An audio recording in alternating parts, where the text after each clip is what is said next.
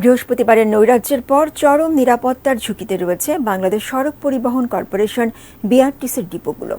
দুর্বৃত্তদের আগুনে গত কয়েকদিনে সংস্থাটির ৩টি বাস পুরোপুরি পুড়েছে, আংশিক ক্ষতি হয়েছে ২টির। তাহিদ সৌরভ জানাচ্ছেন বিস্তারিত।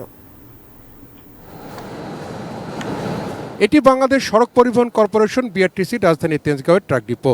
এখানে প্রতিষ্ঠানটির শতাধিক সার ও পণ্যবাহী ট্রাক রাখা হয়। তবে গত কয়েকদিনে ভিন্ন পরিস্থিতিতে নিরাপত্তার জন্য ট্রাকের পাশাপাশি যাত্রীবাহী বাসও রাখা হয়েছে এখানে। রাজধানীতে এমন 7টি ডিপো রয়েছে বিআরটিসির, যার সব থেকে বড় মতিঝিলে।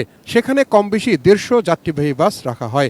এর বাইরে রাজধানীর মোহাম্মদপুর, কল্যাণপুর সহ 15টি জেলায় মোট 25টি ডিপোতে 1600 বাস ট্রাক রাখে বিআরটিসি। চলমান সহিংসতায় নিরাপত্তার ঝুঁকিতে এসব ডিপো। নিরাপত্তার বিষয়টি আমরা এখন উদ্বিগ্ন। বিশেষ করে আমার ডিপোগুলোর যে গাড়িগুলো যে আমাদের আছে, সেই যদি একটা ডিপোতে যদি অ্যাটাক হয়, তাহলে দেখা যাবে যে আমার 70টা, 80টা, 100টা গাড়ি কিন্তু একসাথে পুড়ে যাওয়ার সম্ভাবনা আছে।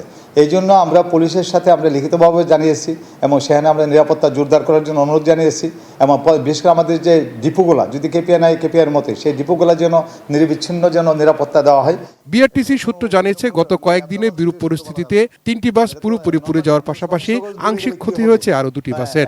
বুঝে শুনে যেদিকে মনে করেন, যেমন আমরা গতকাল বগুড়াতে কোনো গাড়ি বাড়ি করতে পারিনি, বাট আমরা কিন্তু সারা বাংলাদেশে বগুড়া এবং রংপুর ব্যতীত কালকে কিন্তু আমরা কিন্তু 22 জায়গার থেকে গাড়ি বের করছি। আমরা সতর্কতার সাথে যে আগে জানমালের নিরাপত্তা, আমার গাড়ির নিরাপত্তার সাথে আমার প্যাসেঞ্জারের নিরাপত্তার বিষয় আছে।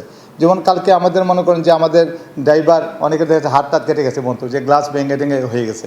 তো সুতরাং নিরাপত্তাটা আমরা ফার্স্ট প্রায়োরিটি দিচ্ছি। নিরাপত্তা না থাকায় নিয়ন্ত্রিতভাবে চলছে বিআরটিসির সব পরিবহন। তাহিদ সৌরভ, এটিএন নিউজ, ঢাকা।